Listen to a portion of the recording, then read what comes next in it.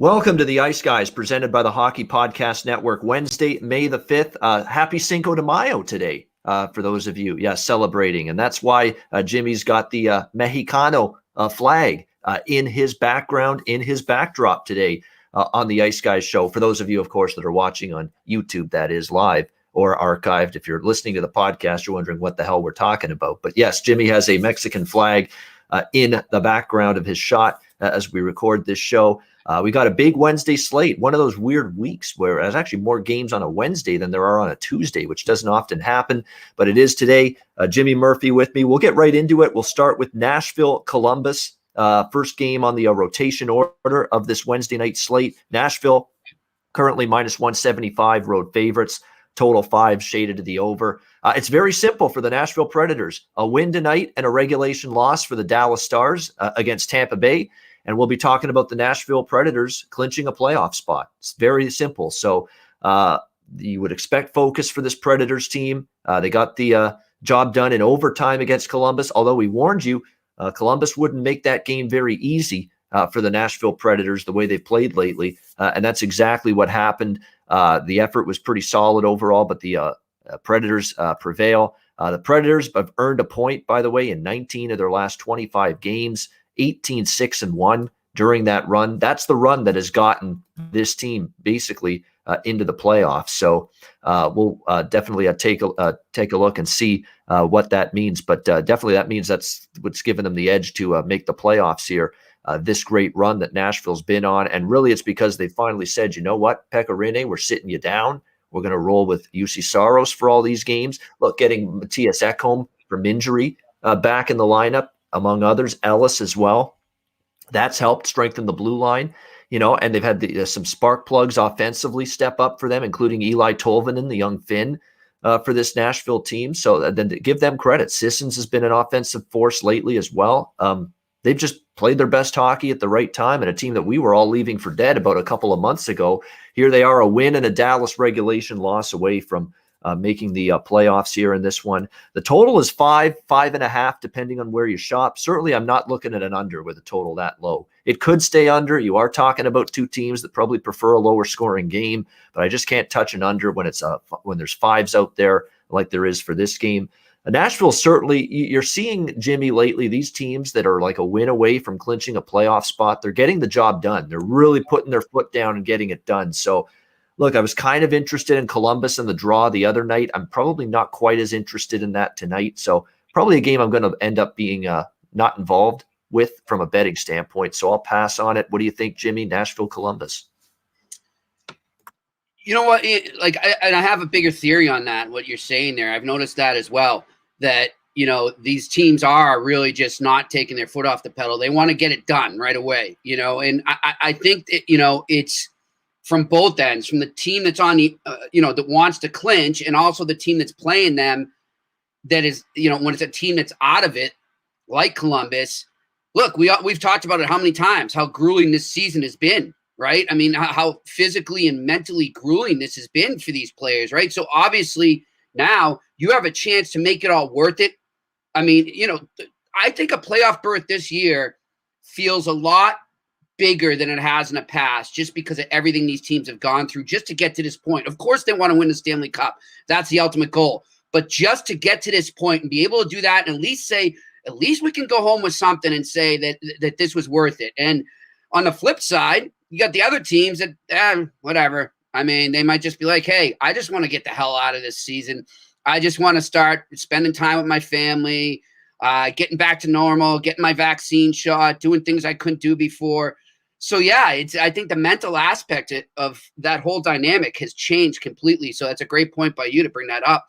And that's why I'm coming right out of the gate. Jimmy Puckline, let's go. Nashville Predators, minus 1.5. They clinched tonight. And I don't have the numbers, but I heard them this morning earlier. But it's worth taking a gander at if you get a chance, everyone, is that Saros' numbers during that stretch that you mentioned are insane. And he's not even getting any mention for the Vezina. I mean, there's not a lot of people talking about him for the Vezina. There isn't. And I think it's because he didn't start he waited so long for him to get the starting job. I think that's what's penalizing him in the eyes of many, and why not many are talking about it, because he's not been a full season start to finish number kind of one. like Binnington a couple years back, right? Yeah, exactly. I think that's what's done it. But he's been one of the better goalies in the league from like February or March onward. Yes. Yeah. So, kudos to him. And that's a tough thing too, right? Because this is a guy who's been a backup Ian for a while, and now finally, he's getting his chance in the most unusual circumstances, and he's making the best of it. So kudos to him. Yeah, definitely. There's one guy to keep an eye on, though, for Columbus, Bemstrom. They have high hopes for him. He played really well the other night.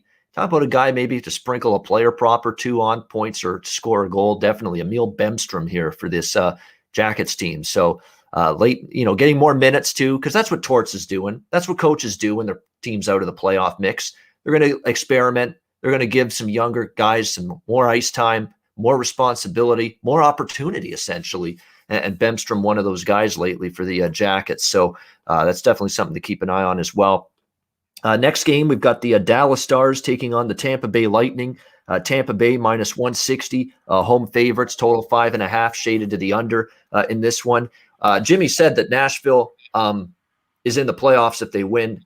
Not quite, because they need a regulation loss for Dallas, but that could very well happen, because what have we seen from Dallas? They've had trouble all season long against Tampa, Florida, and Carolina, the three best teams in the division. That's exactly why they are where they are in the standings, probably not making the playoffs. They've basically got to win as many as they can, run the table just about, and hope Nashville loses out. That's where we're at for Dallas. So, look, there's going to be some people saying it's a must-win for Dallas. How big can the belief be in that room, to be honestly, that they can pull this off right now? It's almost like a needle in a haystack at this point that they come back and make the playoffs, with Nashville only needing the one win and Dallas having a win out. And Tampa Bay doesn't look like they're resting guys, or they're going full bore, it looks like, down the stretch. Because think about it. They're battling Florida. They're not going to catch Carolina at this point for first in the division. I think Carolina is going to win the division. But Tampa Bay can still get home ice away from Florida. And that second spot in that division is still up for grabs. So there's still something to shoot for and aim for if you're the Tampa Bay Lightning in these last few games. So we'll see if they can keep it going here, this Lightning team going into this game. Dallas, tough loss the other night. Battled the Panthers tough. Came back from an early deficit, but just lose in overtime. Again, Dallas 1-5 this season head-to-head against the Tampa Bay Lightning. Tyler Seguin, even in his first game back, scores for Dallas, and they still can't find a way to win that game. So frustrating stuff, no question about it, for the Dallas Stars losing that game the other night. Tampa Bay, like I said, it's a team that bounced back with a win against Detroit after losing the first game against Detroit on Saturday, splitting with the Red Wings. They've actually been off now for a few days, so it's a rested Tampa team. I get it. Dallas has to win, to keep any little flicker of playoff hope alive, but they've just not fared well against Tampa. I can't do it. So I'm not going to lay the price with Tampa either, but I'm not interested in Dallas just because they need to win tonight. I'm not on the Stars here. I'm passing on this game. What do you think here, Jimmy? Stars and Lightning. Yeah, I think it's very good reasons to pass there, and I think I'm going to do the same. But if I was to do something there, I would lean towards the under in this game. It's just one of those games that seems like to me is going to be a grinder, and you just won't see too many goals getting past these guys, because Dallas is really going to take it to the limit there. They're fighting for their lives, and then Tampa, I think, will just clamp down, and they're good at that. They're really good at it, and obviously they've got the best goalie in the league. They've got good defense. You look at this, Tampa's going to be tough to bet down the stretch. Anything with Tampa, I think, is going to be tough to bet down the stretch. It is. And you look at those games, too, with Detroit, those are white knuckler type games. Yep. They're trying to ramp up defense going into the playoffs, the Lightning. Exactly. So it speaks to the under as well in this game, no question, minus 135. So Jimmy liking the under there. Montreal and Ottawa next up. Montreal minus 145, road favorites, total 5.5. Pretty much even money here with the total in this one. Montreal, give him credit. Cole Caulfield, what a life he's lived the last two games. First two goals in the NHL, and they are both overtime GWGs, game-winning goals for the young kid. Wow, what a way to score your first 2 goals in the NHL, to beat Ottawa in overtime and then beat the vaunted Toronto Maple Leafs the other night in overtime. And it's just the beginning for that kid. He's just going to be a pure, flat-out finisher, pure, flat-out sniper, pure, flat-out goal scorer. That's what he's going to be. And he's just wait till he actually gets it rolling. He really hasn't even been, fully prevalent on the ice for 60 minutes in these first few games he's had. Wait till he gets. He's a specialist right now. He's a specialist. That's what he is. I mean, I'm trying to think back to the guy. Was it Yannick Perreault, who was kind of like, I'm not putting him on the level of Cole Caulfield, but a player like that where they would just use strictly in offensive situations. I forget who it was in the late 90s, early 2000s. But we had players like that, and I think he's going to be like that for now. But he's unreal, and you got to just keep riding him. You got to keep riding him in the props. You have to. Yeah, you do. I don't know what to do here. I mean, I definitely lean Ottawa. That's the side I would look at. But the thing that concerns me about Ottawa is they let it slip against Montreal the other night. Yeah, Caulfield to score a goal is a shoe-in bet for me tonight from a prop standpoint. He's feeling it. That's now back-to-back games with a goal for him. He's still plus 275 to plus 350, depending on where you look, book to book, to score a goal. A great price still. So I will be on that. The one thing that concerns me with it, look, Ottawa beat Winnipeg in their last game. This Ottawa team, all they do is battle, and I've been so impressed with the effort and the compete level and just the buy-in from this young team, and they're only going to get better from here. But the Thomas Chabot absence and injury definitely hurts. You are concerned about that. And Montreal has found something. And believe it or not, you got Habs fans are pretty mean, Jimmy. They really are. When you see some of the shit I'm seeing from some of my Hab fan buddies of mine that I know, they're now wishing Shea Weber stays out, because they've been winning without him the last few games. Could you believe that? They hope that he doesn't return. Now, look, he's had a tough season. I get it. He really has had a tough year. I understand that. But boy, that's pretty freaking harsh. I mean, you're talking about a guy with the career he's had. Now we're winning without him, and stay the hell away from the team is what some of my Hab fan friends are saying. Being a New England Patriots fan, I can't exactly knock them for that. We kind of did something like that about 20 years ago. It went pretty well for us too, but that's all obviously in a whole nother level. But yeah, I've stayed away from Habs Twitter for the last month. It's gotten out of control.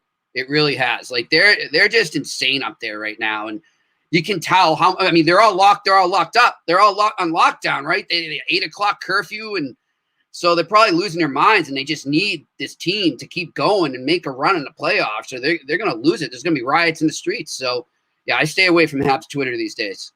Yeah, I mean it's So they've obviously. Okay, I think it's kind of coincidental that all of a sudden, they've put a few wins together without Weber, but it is what it is. Tatar's been out.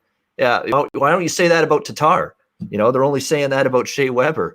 They've been winning without. Yeah, it's because Petrie and the other, I'm drawing a blank here, but what's his name, are doing great since Weber was out. But you ever think, guys, obviously they're doing great because they're trying to rally together because of Weber's absence. That doesn't mean they're going to get worse. Yeah.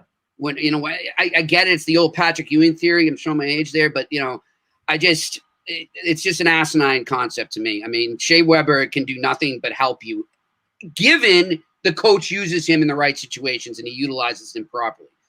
Yeah, no question. I would only look to Ottawa here. I mean, Ottawa's playing real competitive hockey, and there might be something to Ottawa really wanting to get back at Montreal. They felt they probably should have beat Montreal Saturday night. Remember, they were up 2-0.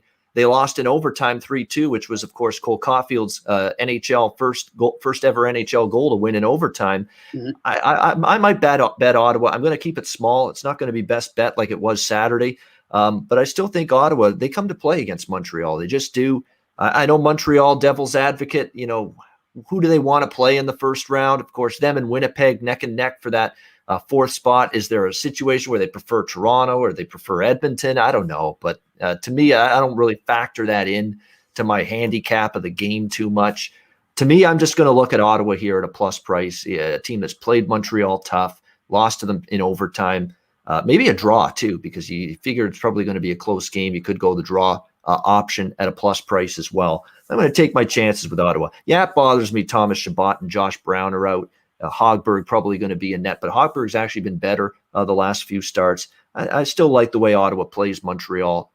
beat them two times ago. They beat them in Montreal. They should have probably beat them in Montreal Saturday night before they got into penalty trouble. So there's enough reason, I think, still for me to push toward the Ottawa side here at around plus 125, plus 130. Jimmy, what's your thoughts here? Habs and Sens.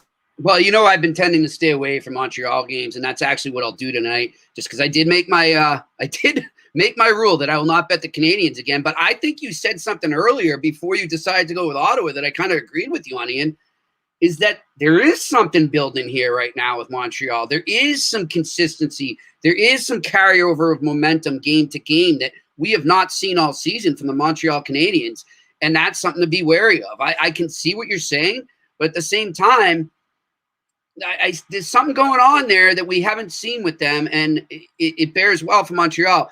The other thing I'll say, though, with this game is I see some goals going in. I really do. If I was going to do something on this, I would lean towards the over because Montreal's starting to open up. Montreal's starting to get some offense from the back end there. The defensemen are really starting to help the forwards out a lot. So their offense is getting better, and it's really starting to crack. So I would lean more over because we know Ottawa is going to give up goals, and we know Ottawa is going to score goals. So you put all those elements together, it could be a very good over. This might be a buy low on the over. I could see that here because it's 5.5 now. Ottawa actually has been under machines lately, and even Montreal, of course, they were for couple weeks at least when they were going through a really rough drought offensively. It was team wide. There was nobody giving them anything offensively other than Tyler Toffoli.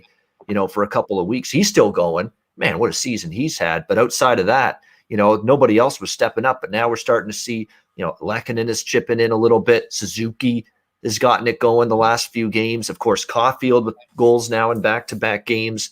That's what these guys have capability to be support offensive weapons for Montreal, other than just Toffoli and Anderson, who've been carrying Montreal goal-scoring wise most of the season, and we're starting to see that there. So the over's a good thought in my mind in this game. 5.5 over 5.5 minus 110. Anaheim and St. Louis. St. Louis minus 240. Home favorites here. The total 5.5 shaded to the under in this game. Don't know. I'm always scouring to see who's in net for Anaheim because the next Ryan Miller start, I'll probably be on Anaheim again, but until that happens, I will not be on Anaheim.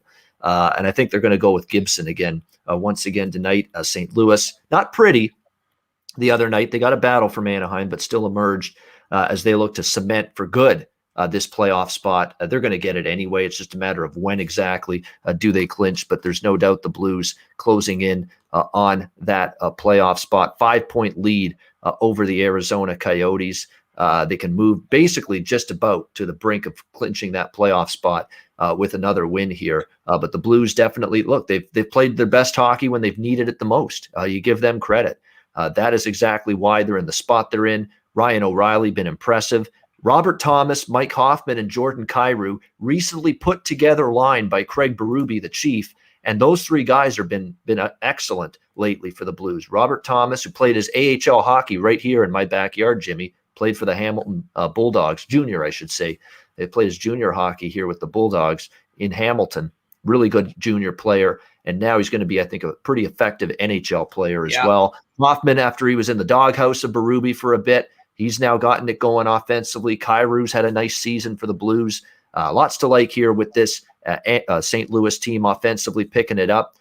Anaheim's beaten to shit on the blue line. They were already without Josh Manson and Hampus Lindholm. But now you got Jamie Drysdale, the rookie, lower body injury suffered. Cam Fowler got hurt the other night, left the game. Let me see what the latest status of those guys is. But boy, you're talking about a blue line that is mangled right now. Lindholm's still out. It looks like Manson's out, and now it looks like Cam Fowler's good to go. That's the good news, and Drysdale. So they avoid something significant with those two guys. They are expected to play tonight for Anaheim on a blue line that really could have been shorthanded significantly if they didn't get either of those guys back tonight. But Binnington and net, we don't know yet for Anaheim. I'm passing on the game, but St. Louis probably does get the win here. Jimmy, what do you think? Ducks taking on the Blues. Yeah, I'm going with another puck line here. St. Louis, I think you're right. It's inevitable that they're going to get it. And they haven't exactly done it. It hasn't looked pretty, but they have really turned it on, and more often than not, they're winning these days. And I just like the pressure we're seeing from them to get this done right now. So give me the puck line there. All right, liking the Blues on the puck line here, -1.5 for the St. Louis Blues. Yeah, the Blues have their own injuries, as Johnny mentions in the chat. You can't ignore those. Gunnarsson, of course, out for the season. We knew that for a while. Tarasenko's out again now. Krug, of course, on the blue line. Vince Dunn on the blue line. Sammy Blais, who's an effective depth forward for them, all injured for the Blues. So they're shorthanded as well, but they're still finding ways to win. And again, you should be able to find a way to win still against Anaheim, who've obviously had a tough year. Vegas Golden Knights, Minnesota Wild. I mean, I said it on Twitter to our loyal viewer and listener, Terry Edelman. Is he breathing? Is he alive? Does he have a pulse still after witnessing what he did with his Wild last night in the unbelievable comeback against Vegas the other night? The rematch tonight in mini, even money, both sides in this one, the total 5.5 across the board. Just an incredible job by the Minnesota Wild. I mean, they're never out of a game these days. For, the transformation of Minnesota from this boring, plodding, pathetic offensive team for years, stale, nothing exciting about watching Minnesota Wild hockey for the better part of the last 20 years. This year, it's the polar opposite. They have game breakers. They have playmakers. They have guys that have great vision on the ice. They see the ice well. When there's an open man and a play to be made, they get the puck there. They make the good decisions with the puck. They have guys that have elite finishing ability now on this team. When you talk about, obviously, Kirill the Thrill Kaprizov, who's going to win the Calder, who's been amazing. When you talk, Victor Rask's been an effective center for them. Zuccarello's been healthy, and he's chipped in very nicely. And of course, you've got Kevin Fiala. He's the other main catalyst for this team offensively, aside from Kaprizov. He's just been absolutely sensational since they got him from Nashville. He's been everything the Wild were hoping for. A legit top six punch offensively from him. It's just an exciting hockey team. It's nothing like any Wild team we've seen before.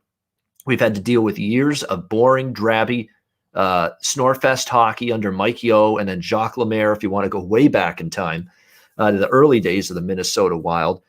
And it's now a completely different type of team. They're exciting. They can score. They have a quick strike offense. When have you ever used the term, Jimmy, quick strike offense and the Minnesota Wild in the same sentence? Just haven't for years. It just hasn't been that way. But that is the way it is right now with the Minnesota Wild.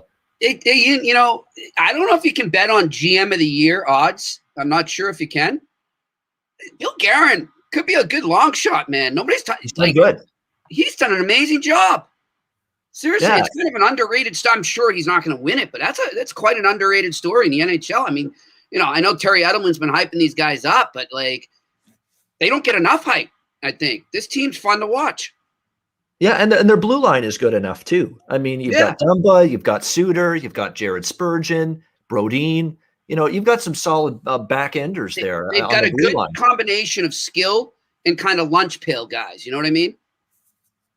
They do. They do. They've got a good blue line. They've got mobile puck movers on that blue line. They've got guys that can be sound in their own zone. They've got a little bit of a physical quotient with a couple of their defensemen as well. But it's the offense that's put Minnesota in a different stratosphere than they've been in years past. And Terry, I know I've ripped the Wild in years past, but they've deserved to be ripped in years past. The Boudreau team's underachieved, and I love Bruce. Bruce is one of those great characters.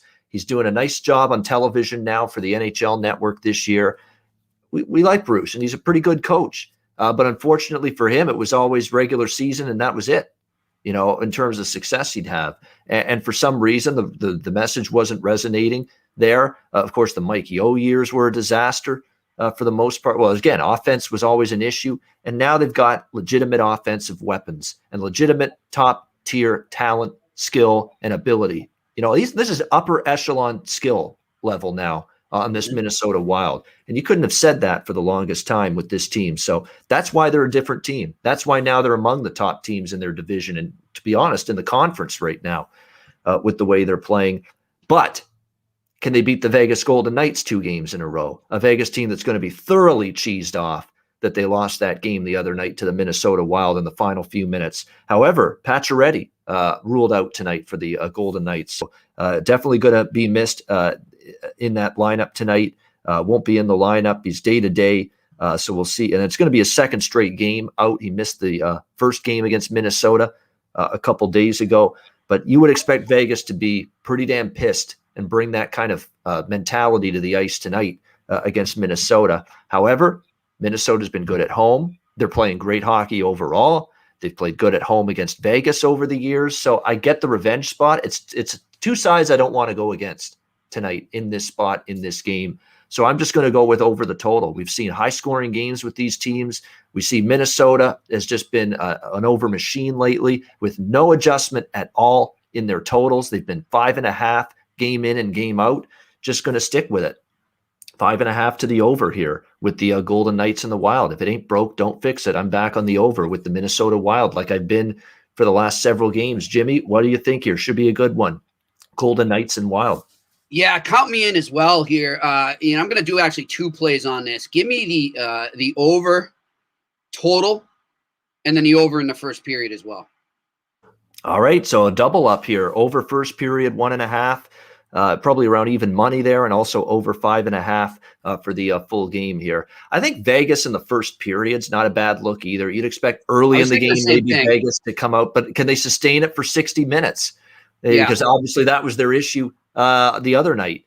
So I might bet that, because I do think this is a strong redemption type of spot. And Vegas has been money in the bank off a loss for a very, very long time now. So, but I don't know if it'll be a full game win. I think it could be, but that first period definitely looks a little bit safer in my opinion. I would say this is a good game to follow people like Alex and Melissa, for their live betting advice, because this is a great live bet game, I think. Yeah, absolutely. Vegas first period. I could go either -0.5 plus 175, but I think I'll be a little bit safer and go just -120 first period for Vegas. That way, if it's tied at the intermission, at the first intermission, it'll be a push and just get your money back. So I might just do that. Vegas -120 first period in that one. All right, Winnipeg Jets, Calgary Flames next up on the slate. We've got the we've got Calgary here, -120 to -125, home favorites, total 5.5 shaded to the under. Look, I hope for one night Winnipeg can get their shit together, because to me, Calgary can't be favored over Winnipeg. Winnipeg is still, to me, the better team overall. They're going to be in the playoffs still, even though they're just reeling right now with 7 straight losses. And Calgary can say all they want. We've got, a snowball's chance in hell still of making the playoffs. They aren't. It's done for the Calgary Flames. It's over. I mean, the final chances that they had to make the playoffs were doused the other night when they lost to Edmonton. And then, of course, Montreal keeps on winning. And I think Montreal coming back to beat Toronto the other night in overtime and getting 2 points, that was pretty much all she wrote as far as Calgary making the playoffs in my mind here. The Jets are reeling, but this is all about value, okay? And a few weeks ago, Winnipeg is not +110 or +115 in this game against the Calgary Flames. No, in fact, this would be even money. And if anything, Winnipeg would be a small road favorite in this game. 1 month ago, this line is Winnipeg -115 against Calgary. But because of the struggles of Winnipeg, and Calgary's been, perceived to be this team with a lot to play for, battling for their playoff lives, you're now getting Calgary as a favorite when they're not. This is the wrong team favored. In my mind, doesn't mean Winnipeg's going to win. Like, they got issues right now. Goaltending's gone south. They're not scoring. They missed Nick Ehlers. Where's Wheeler? Where's Connor? Even Kyle Connor's been quiet lately. Where's Scheifele? Where the hell is Mark Scheifele and Blake Wheeler? They've gone in the tank offensively the last couple of games for the Winnipeg Jets. The depth scoring is slowed up. They don't have Lowry. They miss him. Great two-way forward. Defense has turned the puck over too much and not been sound in their coverages in their own zone. It's a whole gamut of issues right now for the Winnipeg Jets. I'm not going to sugarcoat that, but the bottom line is we're betting value, we're betting prices, we're betting what the odds makers give us. What the odds makers have given us here is value with Winnipeg. Win or lose, even though they've lost 7 in a row, they're a better team than Calgary right here, and I'm going to be on them in that +110 to +115 range in this game. You can't tell me Calgary truly believes in their heart of hearts at this point that they're still going to make the playoffs. You can't tell me that. They can't look me in the face Johnny Gaudreau can't say, "Hey, Ian Cameron, we can make the Stanley Cup playoffs this year," without being trying to sound serious. You can't. It's over for them. It's not going to happen. Yeah. They're not going to catch Montreal. They're not going to catch Winnipeg. It's done for Calgary. Yeah. If the Jets don't snap out of it tonight, they may not win another game the rest of this regular season. So give me the Jets here, plus 110. Jimmy, what do you think here? Winnipeg and Calgary. I mean, you make great points there, and you got to think about it right now. If Winnipeg doesn't win this game, I'm just telling you, I don't have any, second, back me up facts on this, but I'm telling you that right now there is chatter amongst NHL management folks, scouts, what have you, people around the league right now, literally wondering if Paul Maurice makes it to the playoffs. Okay, so before the end of the regular season firing, holy shit. There is chatter about that. Now, of course, this is just speculation, and this could just be, some people maybe have it out for Maurice, and they're trying to start that speculation and start these rumors. But you got to look at it right now. They are in a free fall, like really bad free fall at the worst possible time.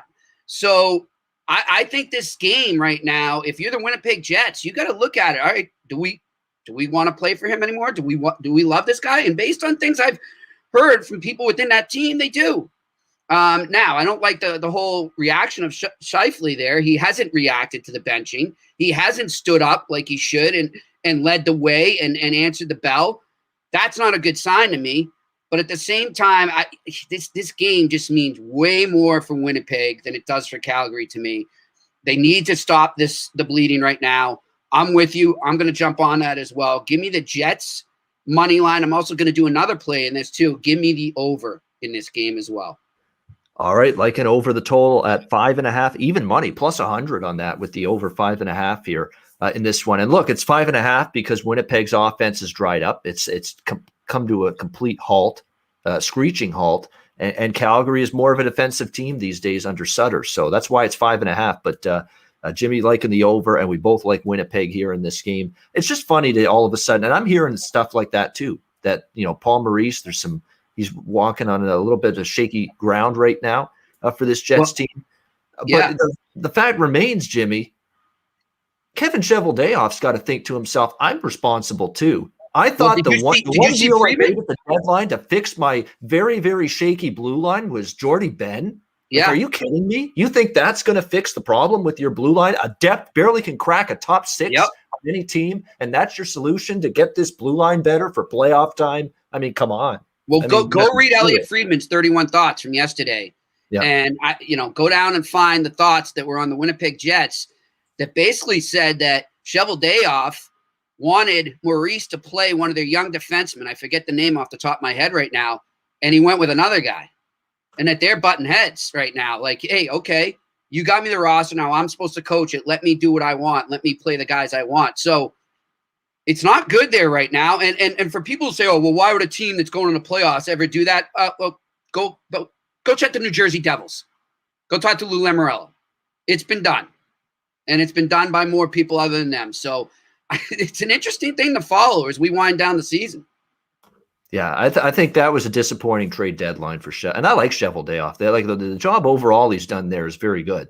But this was a terrible trade deadline for him, okay? He knew he had to get something big time for this blue line. This blue line's the sore spot with this Winnipeg team. I think their offense long-term and maybe even as early as tonight will be fine. They'll start scoring again. They've got too many good players up front. But the blue line is where the issue is. And unfortunately for Cheveldayoff, I'm sure he tried. He's a smart guy. He's done a good job. He knew he had to upgrade the blue line. But at the end of the day, he didn't get it done. And his one addition was Jordy Ben. Jordy Ben's not going to move the needle, all right, on this Winnipeg Jets blue line and make them leaps and bounds better. Hell, he may barely even suit up come playoff time for this Jets team on that blue line. And unfortunately, that's the only addition he made to a clear area that was needed to be improved at the trade deadline. And disappointing. I thought that I thought they would be much more aggressive and be able to do a lot more to upgrade that blue line, and it just did not happen for the for the Winnipeg Jets. So Yeah. definitely concerned about that. What do you talk about, Yarich Kubel? New York Rangers have fired John Davidson and Jeff Gordon? No, I think he's just, that didn't happen. That didn't happen. Okay. No. I was just making it sound like, whoa. No. And by the way, though, speaking of, I don't know. No, it has happened. It has happened. Larry Brooks just retweeted it. No. Yes. Shocker. Rangers have fired John Davidson and Jeff Gordon. New York Post has learned. Chris Drury will remain with the organization and will have a prominent role. I apologize, Yarich. It did happen. Yeah, Elliot Friedman just tweeted it. Sorry about that. We never know. There's some morons in the past that tweet false rumors and innuendo and all that. No, this is real. 100%. Rangers have indeed parted ways with John Davidson, president of hockey operations, and Jeff Gordon, general manager. Wow. How are you feeling, David Quinn? Now he's dangling in the wind. Wow.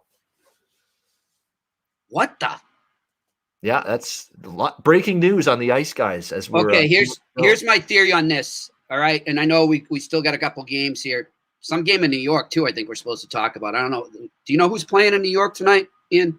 That game is not anything significant happening there. So we're not talking about that game on the show. We won't even get to that game. No, we won't even get to that. No.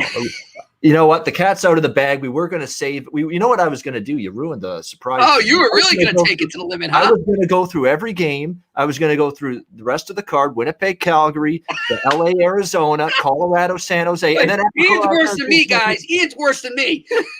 And then after Colorado, San Jose, Jimmy, no lie, I was going to say, all right, we've gotten through the Wednesday card. Let's get to our best bets in just a second. Yeah, and then I'll do my little DraftKings spiel. Oh, man, sorry. I didn't think you were going to take it that far. Caps Rangers, get to it. Yeah, I was really going to have everybody going at this point, but no, I'm floored too. What? Oh, that would have been beast, man. I'm sorry. Yeah, like they're saying there, that would have been beast.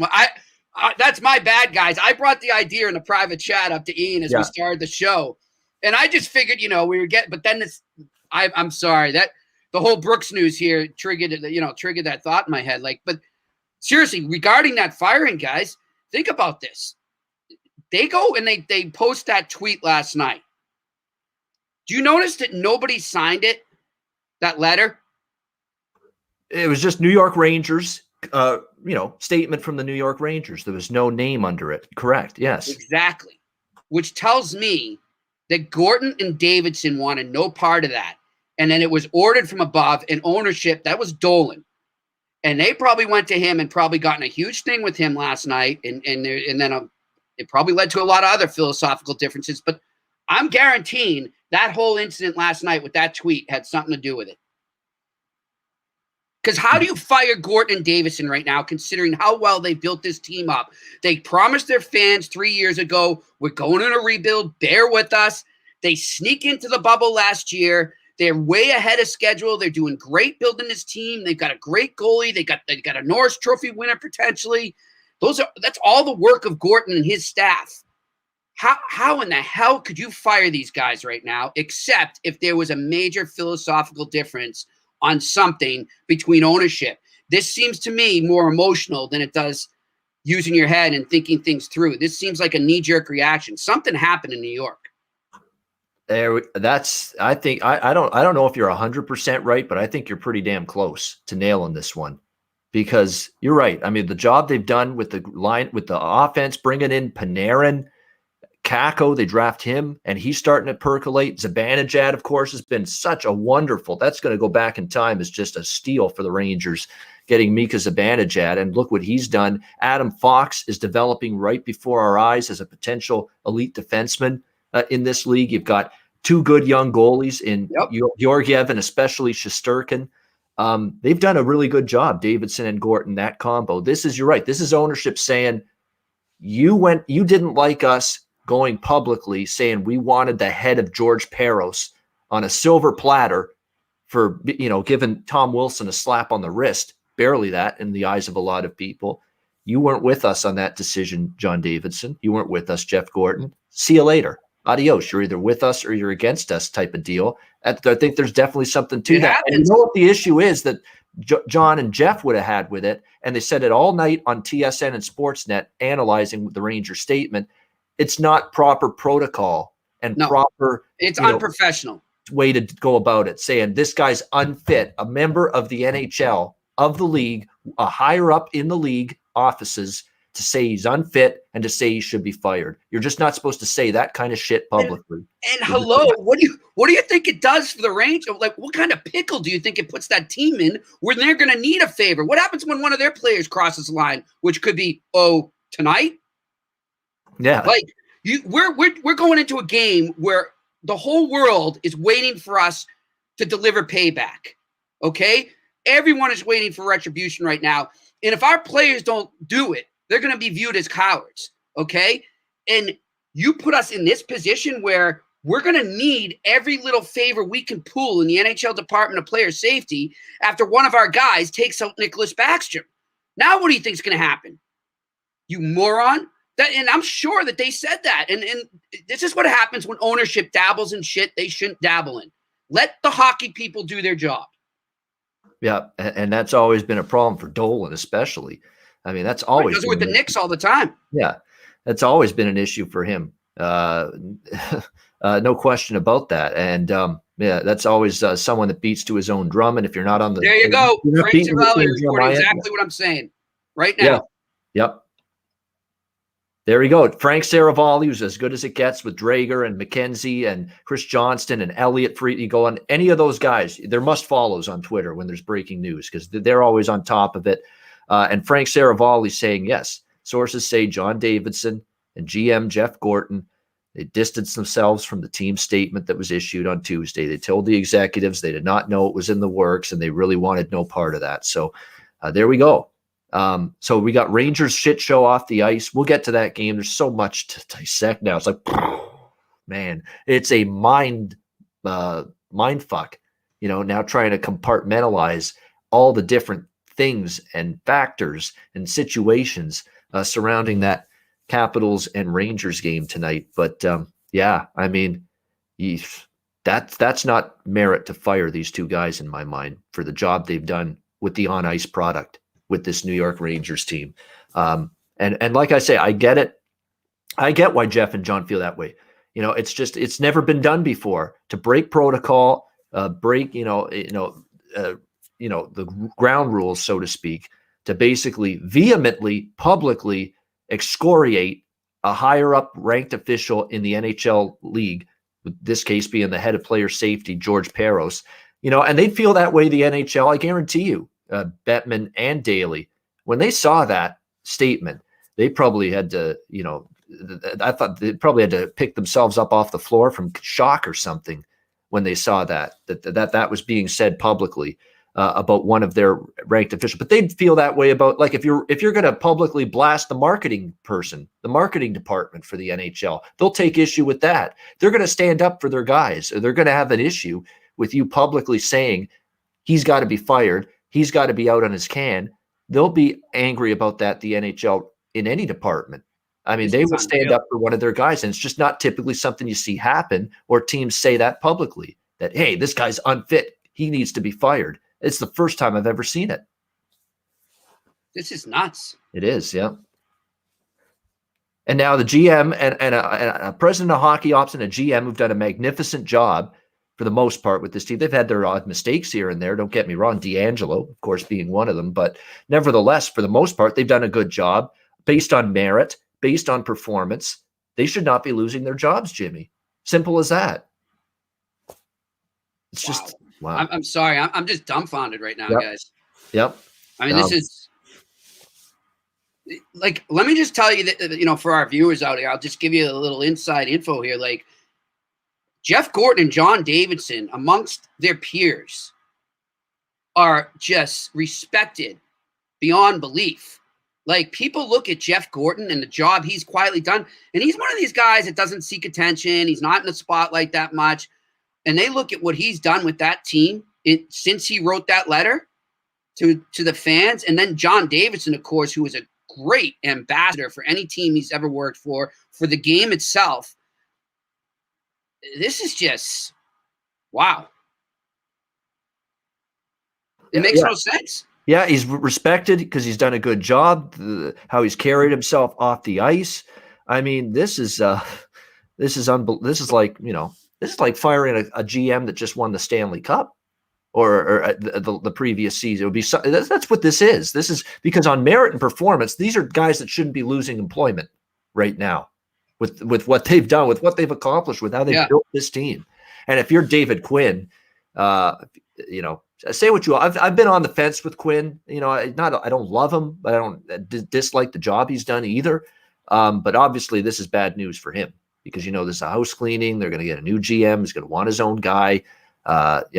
David Quinn knows the writing may be on the wall, but an absolute stunner today with this news.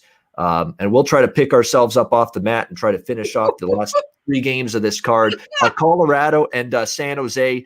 We've got Colorado minus 265 road favorites, total 6 here, shaded to the over in this one. We'll have to wait and see who's in net for the Sharks. They've been going back and forth between goalies. Jones was terrible again in the last game for the Sharks that they lost to Colorado. In fact, they had a chance to win, but they blew it, and Jones was again not very good. And Bob Bugner didn't hold back. He said, we just need a save. Like he really went after Jones after that loss to Colorado the other night. So not a surprise at all that they're going back to the young kid, Josef Kozhinash, is going to be in net tonight for the San Jose Sharks. Doesn't shock me one bit the way Bugner was so upset with Martin Jones. So it'll be Kozhinash in net for the Sharks tonight. Colorado on the flip side, we know they're still banged up a little. Byram, Saad, Gerard out on the blue line as well. Some injuries. They barely got by San Jose last time. Can they do it again? I don't know if I trust San Jose enough. This Kozhinash kid's been good at times, not so good at others. He's been inconsistent too. He is a guy that they've got some high hopes for long term that could be a pretty capable NHL goalie, but we need to see a lot more. Sample size is just too small. I'd probably lean right back on an over. I mean, the first meeting stayed under, but the last 2 have both gone over the total with these 2. And San Jose, it's difficult for me to ever take them under. So the lean for me here would be over the total. I know with everything that was just announced with the Rangers, it's difficult to refocus and pivot to getting back to the games, but pivot we must. Jimmy, what do you think here? Colorado and San Jose. Sorry about that. I look at this game right now, and I think that Colorado knows, they won the other night, but they know that should have been a lot different than it was. I mean, they're looking at that game saying there were a lot of things wrong with our game. So I imagine they come back tonight a little more charged up, a little more focused. And look, you're not going to get great value on them. So that's why I'm going to look at that first period puck line. Give me the Avalanche on that. All right, Colorado first period puck line minus a half goal, and you'll be able to get that around even money in this one. Next up, LA Kings, Arizona Coyotes in this one, basically playing for exercise. I mean, for Arizona, the playoffs are kind of like with Dallas. They're still mathematically alive, kind of like Calgary. They're still mathematically alive, but really they're not making it. They're just too far behind the team they have to catch and not enough games left to make up the ground. Arizona minus 130 to minus 135 home favorites, total 5.5 shaded to the under. This might be an over for me in this one. Aiden Hill is going to be in net for the Coyotes tonight instead of Kemper. Peterson probably for the Kings, but we just saw these teams play the other night, the Kings and the Coyotes. And you see LA, they're still finding ways to score goals. Of course, they lost Jonathan Quick in the last game to an upper body injury, which is why it looks like Cal Peterson is going to be in net. But I think you're probably going to see a little bit of a looser type of game here in this one. It was 3-2 the other night. It stayed under. I could see this one being a little bit different and just get up and over the number. Don't have any interest backing either side. Again, we told you the other night, don't lay the price with Arizona just because they need to win. And sure enough, they lost 3-2 to the Kings in that game. It would be a lean to LA. Just a lean, though. I'm not going to back the Kings. I might get on the over, though. The over is 5.5 plus 115. 2 teams not in the playoffs. Could see a little bit of a looser style of hockey, a little bit more of an up and down trade chances kind of game. So Kings Coyotes over makes some sense to me here. Jimmy, what do you think? Kings Coyotes. I think, my friend, I'm right with you. I was looking at this earlier before I got on and thinking about it as we've been talking, waiting to get to this game. And yeah, I mean, the over is great in this game. I feel like these guys, I mean, you got Arizona who still thinks they have a chance. So they're going to come out full fire ahead, and then you got LA who really doesn't give a shit right now. They're just having fun out there. They're playing, they're loose, kind of like the Devils have been lately. Look at the Devils Bruins last night and what happened in that third period. That's the type of thing I see happening right now. Maybe a good in-game betting opportunity as well, but give me that over for the total for sure. Yeah, I mean, the math is not on Arizona's side. They're 5 behind St. Louis, 5 points behind St. Louis with 3 games left. So that means they have to win out, and the Blues have 6 games left. I mean, it's just not going to happen for Arizona in terms of catching St. Louis. So I think we'll see a little bit of a wide open game. All right, that's the Wednesday card. No, I'm kidding.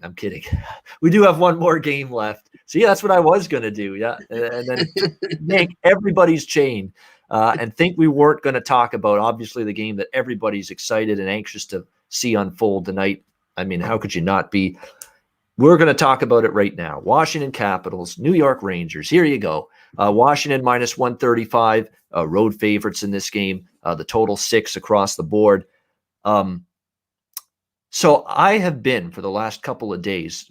We know that all the situations now off the ice. Davidson and Gorton fired. Wilson, no suspension. Probably going to play tonight. Maybe the Rangers go after him. Maybe they have some more muscle in the lineup tonight. We'll have to wait and see. Maybe they go after a Backstrom or they go after someone else.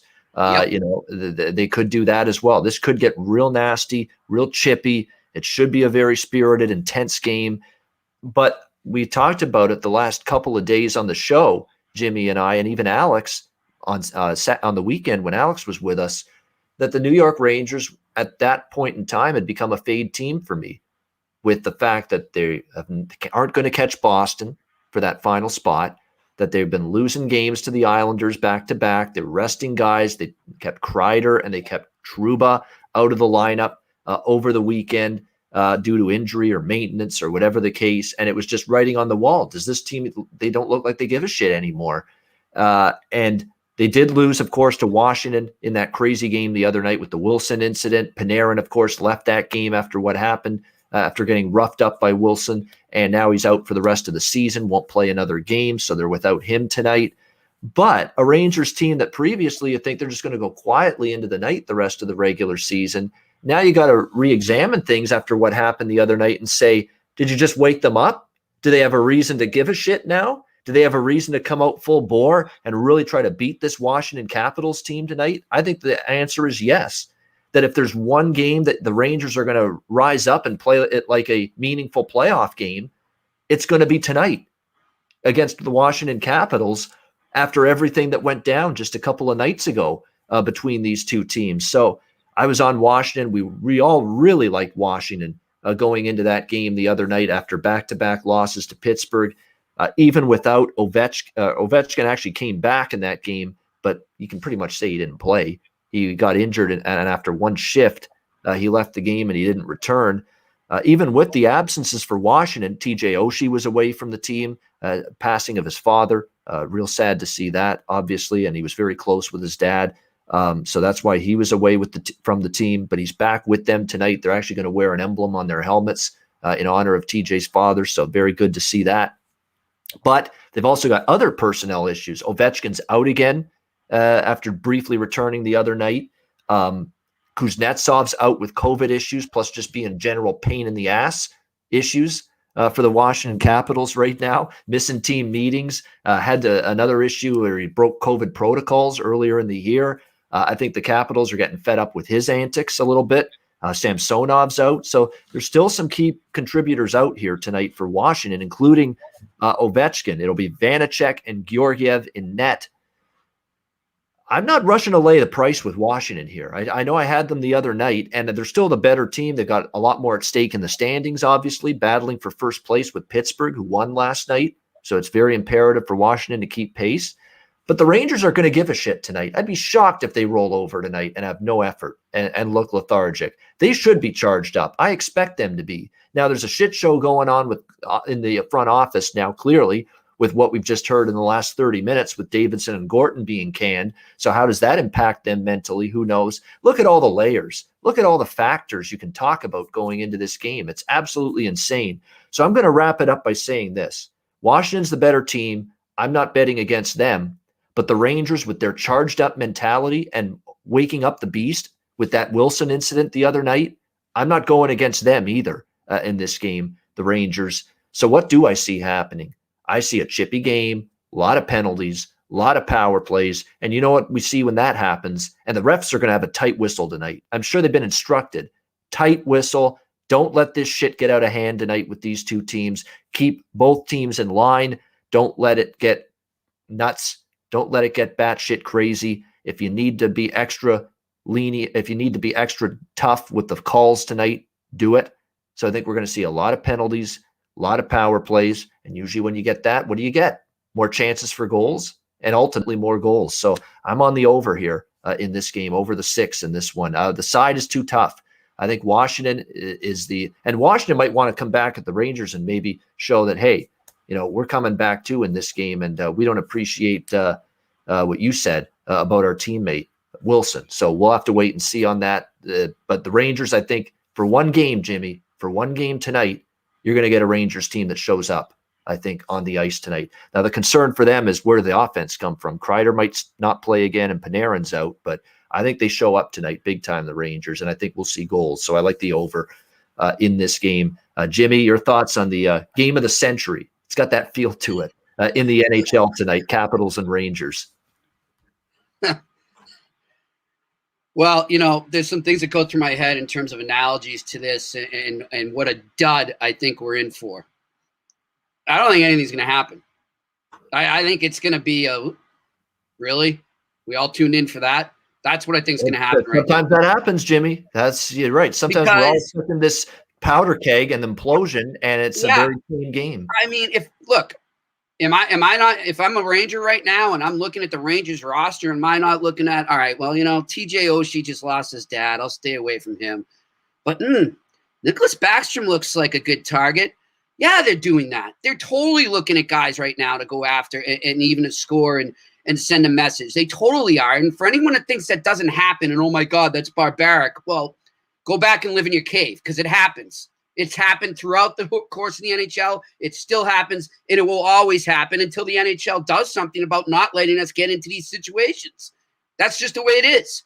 But it usually tends to happen a game later down the line, because maybe you're going to see a guy drop the gloves with Wilson, and that's going to be it. And that'll be the end of it. But in terms of somebody getting seriously hurt on the Capitals, you have to be an idiot to try and do that right now, because the league's watching you. The Department of Player Safety is looking at you right now. Your bonehead owner just wrote a letter on Twitter telling me I'm unfit to do my job. Do you think George Parros isn't pouncing at the chance right now to suspend a Ranger? Are you kidding me? I mean, it was just so asinine. And now he goes and blames it on his GM and his president of hockey operations. So no, we're not going to see the all-out war that everyone thinks in this game. And another reason we're not going to see is because the Rangers are too small. They'll get their ass kicked. So I think there's going to be a fight. I think that's going to be it. I think we'll see a couple chippy penalties to begin with. We're going to see some yapping and blah, blah, blah. But we're not going to see any, Charlestown Chiefs and going up against Syracuse and Ogie Oglethorpe coming out of the stands here. It's not going to happen. I'm sorry to deflate you. I'm not even going to watch the game. I think it's a waste of time. If I'm going to bet on the game, though, what I would do is exactly what Ian did there, because I do think there'll be a lot of minor infractions. A lot of that is going on, and power plays and power play after power play after power play, because the refs are going to call everything under the sun. So if I'm betting on this, which I will, I'm going to take the over. So give me that over in this game. Yeah, exactly. And by the way, Elliot Friedman on Twitter just said Chris Drury is officially president of hockey operations and the general manager of the New York Rangers moving forward. So good luck to him. I wouldn't want to work for an asshole like Dolan. Sorry. And he's the only thing I'm happy for the Knicks. I'm happy for the fans of the Knicks that the basketball teams had this renaissance resurgence season, 4th in the East. Are you kidding me? In the NBA, what they've done. But the only person I'm not happy for is Dolan, because I've never been a fan of Dolan. He's treated former players of organizations, of the Knicks and Rangers organizations, like garbage in the past as well. So yeah, there's issues with him. Very, very well known what they are. But nevertheless, yeah, Jimmy, I agree with you. There'll be a lot of penalties. Now, I'm not saying a lot of 5-minute majors, a lot of fights, a lot of 10-minute or game misconducts, or, crazy shit where there's, cheap shots all over the place and hits from behind and sticks in the face and slashes to the leg or anything like that. I'm talking about, though, it's still going to be a physical game. Yeah. You're still going to get some rough stuff, scrums after the whistle. Hopefully the Rangers put some muscle in there, because you're right. The reason why Tom Wilson ran around like an animal the other night is because there's no one that would answer the bell or answer the call for the Rangers. Hopefully they're smart enough, whether it's going down to the AHL team, pulling someone up, calling them up, and putting someone with some muscle and some force in the lineup. I think they have to do that tonight. You have to. Here's another thing to think of, Ian, too, why you might not see the physical comeback or, the score aspect from the Rangers, too, is, all right, I go out and I take out Tom Wilson, but guess what? I still got to deal with Zdeno Chara. Exactly. Don't think that him waiting in the weeds. Well, he can't really wait in the weeds because he's so goddamn big; he'd stick right out. But don't think him sitting in the weeds waiting to come in and defend his teammate is an intimidation for the Rangers either. This whole situation sucks for the Rangers. Let's be real. And then Dolan has to go and throw another grenade in it as well. So. Yeah, it is what it is. What a mess. It is what it is. And you're right, with the Capitals, they got a bunch of guys that are they can handle themselves physically, and the Rangers lack that completely unless they call up a guy or two from the AHL. They've got Dillon. That Brendan Dillon can throw down on the Garnett Hathaway, Wilson, of course. There's another Chara, of course, obviously can do it and is a physical behemoth out there. The Rangers just don't have that capability. At least not the capability to match what Washington has in that department. So that's why they're up against it. That's why you're right, to your point, Jimmy. Is it worth the Rangers' while to really look at tooth for a tooth and an eye for an eye in this game from a physicality standpoint? I don't know, because that's a war I don't think they can win against this Washington team. So it's a fascinating game. We'll see how it plays out tonight. That now is the end of the Wednesday NHL card. To the relief of everyone watching and listening, we did get to the Ranger Capital game. Before we get to best bets, this was a great show, fun show. We got crazy breaking news on the show with the Rangers. So lots going on, plenty going on in the sports betting world, which is why I want to remind you to download the DraftKings Sportsbook app, sign up for an account, use the promo code THPN, NHL, NBA, Major League Baseball Daily. When you download DraftKings, sign up for an account, you will get a deposit bonus, weekly specials, and incentives. So download the DraftKings Sportsbook app, sign up for an account, and use the promo code THPN. All right, it has been a longer show than we expected because of the insane news that we just heard from the Rangers with the dismissal of their president of hockey ops and GM out of the blue. But nevertheless, a great show, lots to talk about, lots to dissect, and lots to choose from on this Wednesday card in terms of best bets. And look, the best bet run is good for me, Jimmy. 9-3, 75% with my last 12 best bets on the show. It's been a good run. Killing it. We'll try to keep it going tonight. But Jimmy, we'll start with you. Best bet tonight. What do you like? Whew. There is a lot here, and there's a lot to decide from this one. But you know what? I'm going to go back to one of the first games we spoke about in that Tampa-Dallas game. And I like that under a lot. Tampa's just been hitting on these unders a lot right now. Like we both agreed, they're trying to round their team into that good two-way hockey right now and clamp down and play playoff-style hockey. And then you got Dallas who's, grinding for offense, struggling to find ways to score. So give me the under in that game as my best bet. All right, liking Dallas and Tampa Bay under 5.5, Jimmy Murphy for best bet. Mine is going to be the game we just talked about. I figured it's the game of the night. Why not make it the best bet of the night in the NHL? Rangers Capitals over 6. It went over the total with room to spare the other night. And now I think you've got an even a better chance for even more penalties, power play. And by the way, you talk about power plays that are clicking and teams you don't want to give power plays to. The Rangers and the Capitals would be on that list. Even without Panarin, you've still got Zibanejad, Strome. You might have Kreider back, Puchnevich. Kako is starting to get it rolling offensively. Lafreniere's been more impactful lately. You've still got enough weapons there, and it goes without saying Washington, how dangerous they are with the man advantage. So if this game has a few more minor penalties than normal, you have power plays to take advantage of it. Rangers, Capitals, over 6, -110. That is my best bet for this Wednesday NHL card. That'll wrap up this edition of the Ice Guys. Great show today. A reminder, we are on YouTube live with the Ice Guys 7 days a week, Monday to Friday, 2 p.m. Eastern, Saturday, Sunday, noon Eastern. If you can't watch the show live, you can download the Ice Guys podcast in audio form on all major podcast platforms, Google Podcasts, Apple Podcasts, Spotify, Stitcher, and iHeart.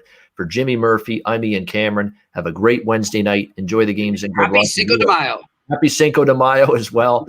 And we will talk to you again tomorrow on Thursday for another edition of the Ice Guys presented by the Hockey Podcast Network.